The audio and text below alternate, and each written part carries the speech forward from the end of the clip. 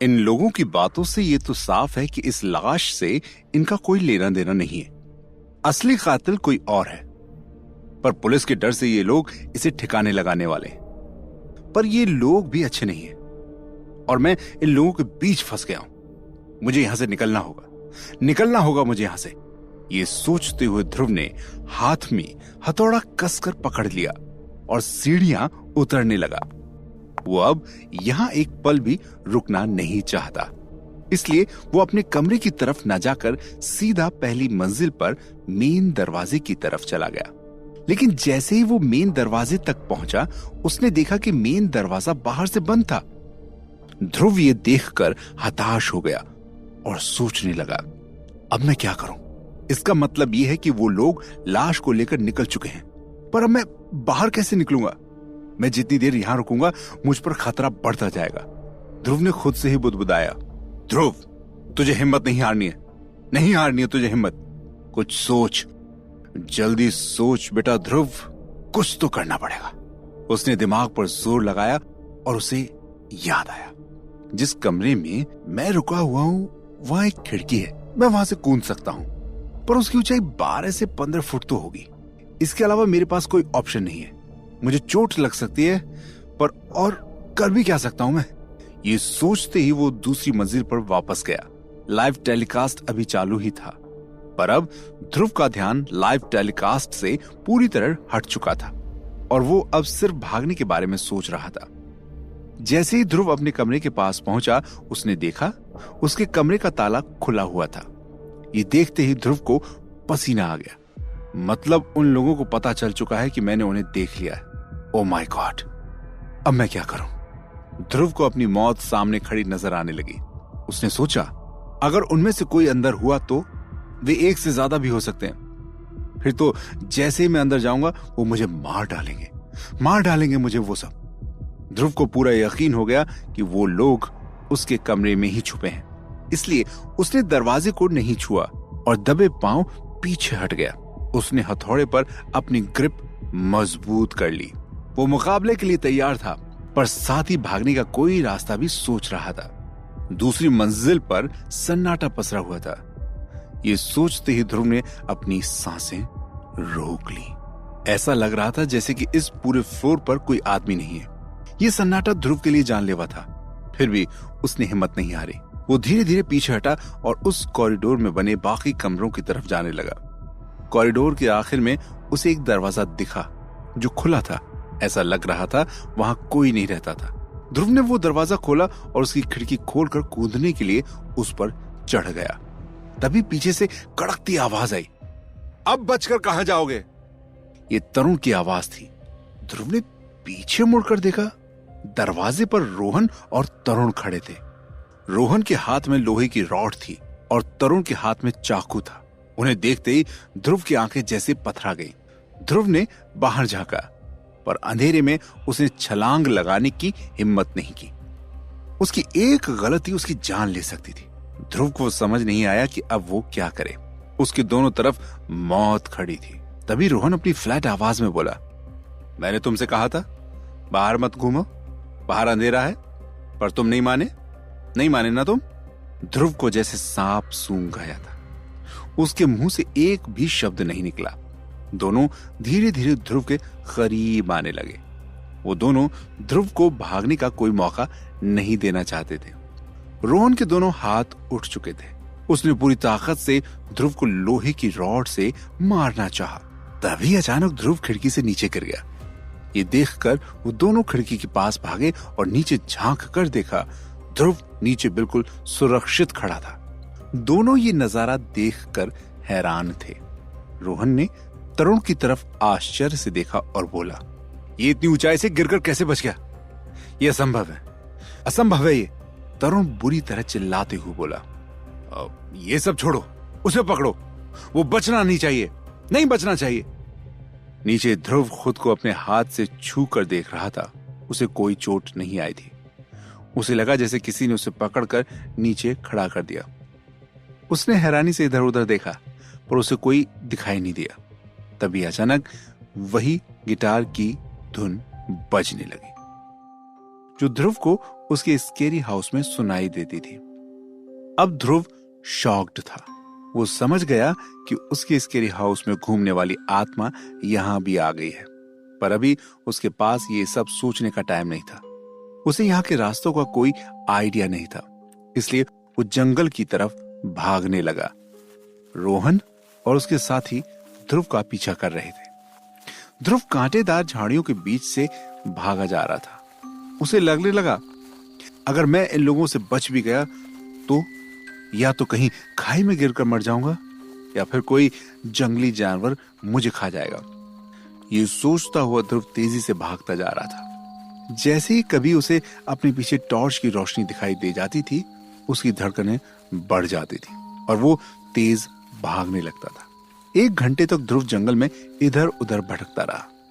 वो बुरी तरह थक चुका था और थोड़ी देर के लिए झाड़ियों के बीच छुपकर बैठ गया। उसने अपनी जेब से फोन निकाला और देखा, लाइव टेलीकास्ट अभी भी चल रहा था, पर स्क्रीन काली थी। ध्रुव ने फोन को वापस जेब में रख लिया। वो नहीं चाहता था उसके फोन की रोशनी उसके लिए जानलेवा बन जाए। तभी उसे टॉर्च की रोशनी दिखाई दी। वो दुबक कर बैठ गया। कौन है? कौन है वहां? ये आवाज केतन की थी। उसकी आवाज सुनकर ध्रुव शॉक्ड था। ये केतन इतनी रात को यहाँ क्या कर रहा है? ये तो कब का उस होम स्टे से निकल गया था। तो क्या इसी जंगल में इसका घर है? जो भी हो, मुझे इससे बच के रहना है। ये भी उन लोगों की तरह सनकी है ये भी। ये सोचकर ध्रुव सांस रोककर झाड़ियों में ही दुबक गया। केतन ने थोड़ी देर टॉर्च घुमाई और फिर वहां से चला गया। जिस दिशा में केतन गया था उसकी विपरीत दिशा में ध्रुव भागने लगा ताकि उसका सामना केतन से ना हो। थोड़ी दूरी पर ही ध्रुव को एक लकड़ी की झोंपड़ी दिखाई दी। उसे लगा शायद उसे यहां से मदद मिल सकती है, इसलिए वो झोंपड़ी की तरफ भागा। उसे प्यास भी लग रही थी। वो झोंपड़ी के नजदीक गया। उसका दरवाजा बंद था। ध्रुव और करीब गया। उसने देखा दरवाजे पर ताला नहीं लगा था। ध्रुव ने जैसे ही धक्का दिया, दरवाजा खुल गया और एक तेज गंध अंदर से आई, वैसी ही गंध जैसे उसे होम स्टे में आ रही थी। ध्रुव ने फोन की टॉर्च जलाई और अंदर देखा। अंदर कोई नहीं था। वो जैसे ही अंदर गया, उसने धीरे से कहा, कोई है वहां? पर कोई आवाज नहीं आई। वो थोड़ा आगे बढ़ा। वहां फर्श पर किसी लड़की के कपड़े बिखरे पड़े थे और उन पर मिट्टी के धब्बे थे।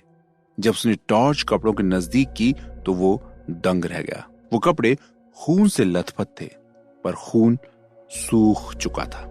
ध्रुव के मुंह से निकला, अब ये कौन सी नई मुसीबत है? उन कपड़ों में मिट्टी और खून के धब्बे ज्यादा पुराने नहीं लग रहे थे।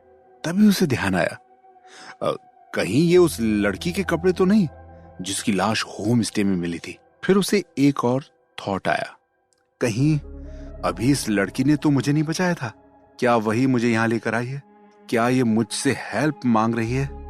तो क्या मुझसे अब भूत बातें करने लगे हैं? ओह गॉड, मेरा सर फट जाएगा मेरा। वो अब फिर से वहां की हर चीज ध्यान से देखने लगा। तभी उसका ध्यान वहां पड़े हुए कुछ कागज के टुकड़ों पर गया। ध्रुव ने उन्हें उठाकर देखा। फिर ध्रुव ने अपनी जेब से वो कार्ड निकाले जो उसने उन गुड़िया को फाड़ कर निकाले थे। उसने वहां बिखरे कागज के टुकड़ों को उठाया और उनमें लिखे शब्दों को कार्ड में लिखे शब्दों के साथ मिलाया। दोनों एक ही व्यक्ति ने लिखे थे। ये देखते ही ध्रुव एक बार फिर शॉक्ड था। इसका मतलब होम स्टे के हत्याकांड और इस लड़की की हत्या करने वाला आदमी एक ही है। फिर उसे याद आया, जब मैंने तरुण से कहा था कि होम स्टे का अमाउंट ज्यादा है तो उसने कहा था कि यहाँ 1-2 किलोमीटर तक कोई आबादी नहीं है। तो फिर यहाँ कौन रह रहा है? तो क्या यहाँ वो हत्यारा रहता है? ये सोचते ही ध्रुव की आंखें हैरत से फैल गईं। ध्रुव ने सोचा, होम स्टे में मैं जितने लोगों से मिला उनमें से केवल केतन ही वो व्यक्ति है जो उस होम स्टे में नहीं रहता और वो अभी यहीं कहीं घूम रहा था। ये थॉट आते ही ध्रुव के रोंगटे खड़े हो गए और वो सोचने लगा, तो क्या केतन असली हत्यारा है? ओ गॉड! तभी उसे गेम का वो क्लू याद आया, मासूमियत के पीछे घिनौना चेहरा। ये सोचते ही ध्रुव ने अपना सर पकड़ लिया। अगले ही पल ध्रुव को कुछ सूझा और वो उन कपड़ों को उठाकर देखने लगा। तभी उसे वहां गुलाबी रंग का फोन दिखा। फोन में लॉक नहीं था और वो चार्ज्ड था। उसने तुरंत फोन खोला और मैसेजेस चेक किए। एक नंबर पर एक ही मैसेज बार बार लिखा हुआ था, मुझे बचा लो। ध्रुव ने मैसेज भेजने की तारीख और टाइम चेक किया। मैसेज रोज आधी रात के बाद भेजा गया था। ध्रुव खुद से ही बुदबुदाया, एक लाश मैसेज कैसे भेज सकती है? तभी ध्रुव ने सोचा, इसका मतलब केतन अपनी बीवी के मोबाइल से खुद ही खुद को मैसेज भेज रहा है। ध्रुव जितना केतन के बारे में सोचने लगा, केतन उसे उतना ही ज्यादा खतरनाक लगने लगा। अब ध्रुव एक पल भी यहां नहीं रुक सकता था। उसने उस कार्ड्स और गुलाबी फोन को अपनी जेब में डाला और तभी एक धीमी मगर गुस्से से भरी आवाज आई, मैंने तुमसे कहा था तुमसे, चले जाओ यहां से, पर तुम नहीं माने। अब मैं भी क्या करूं तुम्हें मारने के सिवा? तुम ही बताओ। ध्रुव के सामने दरवाजे पर केतन के रूप में मौत खड़ी थी। केतन ने ध्रुव की तरफ एक शैतानी स्माइल दी और बोला, जब तुमने सब देख ही लिया है तो तुमसे क्या छुपाना? मैंने खुद उसे वहां दफनाया। किसने कहा था उसे वहां जाने के लिए? भेजना पड़ा मुझे उसे वहीं। और अब बारी तुम्हारी है अब बारी। ये कहते ही वो अजीब ढंग से हंसा। केतन के एक ही सेंटेंस में कई भाव बदले थे। इसका साफ मतलब था कि वो एक मानसिक रोगी था। वो बोले जा रहा था, लगातार बोले जा रहा था और ध्रुव उससे बचने का रास्ता ढूंढ रहा था। केतन जितनी बार गुस्सा होता था वो फर्श पर पड़े कपड़ों पर हथौड़ा मारता था। उसके हथौड़े पर मिट्टी लगी थी और जब वो उन कपड़ों पर हथौड़े से वार करता था उन पर मिट्टी लग जाती। वो इतना क्रूर बन चुका था कि अपनी बीवी को मारने के बाद भी उसके कपड़ों पर वार करके अपनी भड़ास निकालता रहता था। ध्रुव को देखकर केतन की भावनाएं और भड़क रही थी। कभी वो चिल्ला रहा था तो कभी अपनी बीवी को याद करके रोने लगता था। फिर वो निराश होकर बोला, मैं जानता हूं लोग मुझे पागल समझते हैं, सनकी कहते हैं, नहीं भी कहते तब भी मैं समझ जाता हूं कि वो मेरे बारे में क्या सोच रहे हैं, पर मुझे फर्क नहीं पड़ता। मैं जानता हूं मैं उसे नहीं मारना चाहता था। केतन ने ध्रुव से पूछा, तुम भी जानते हो ना? मैं उसे नहीं मारना चाहता था। फिर केतन चिल्लाकर बोला, तुम जानते हो ना, बोलो ना। ध्रुव ने मुंह से कुछ नहीं कहा पर हाथ से इशारा करके उसे सांत्वना दी। ध्रुव का पूरा फोकस दरवाजे पर था। वो भागने का मौका ढूंढ रहा था जो ना के बराबर था, पर उसकी बॉडी एथलेटिक थी, इसलिए उसे बस एक मौका चाहिए था। उसने अपनी पोजीशन सेट की। तभी केतन ने ध्रुव को एक कोल्ड स्माइल दी और बोला, अब कोई फायदा नहीं है। उसने भी यही किया और मैंने उसे ऐसे मारा था। ये कहते ही उसने गुस्से में 3-4 बार फर्श पर पड़े कपड़ों पर हथौड़े से वार किया। ध्रुव ने इसी मौके का फायदा उठाया और केतन को एक लात मारी और दूसरी पल दरवाजे के बाहर छलांग लगा दी। केतन फर्श पर गिर गया। ध्रुव ने पीछे मुड़कर नहीं देखा और भाग गया। उसे नहीं पता वो कहां जा रहा था, बस वो भाग रहा था। जब पेड़ थोड़े कम होने लगे तो उसे लगा वो सही दिशा में जा रहा था। कुछ ही देर में वो पक्की सड़क पर था और वो सड़क पर ही दौड़ने लगा। तभी ध्रुव को पुलिस जीप की सायरन की आवाज सुनाई दी और उसने राहत की सांस ली।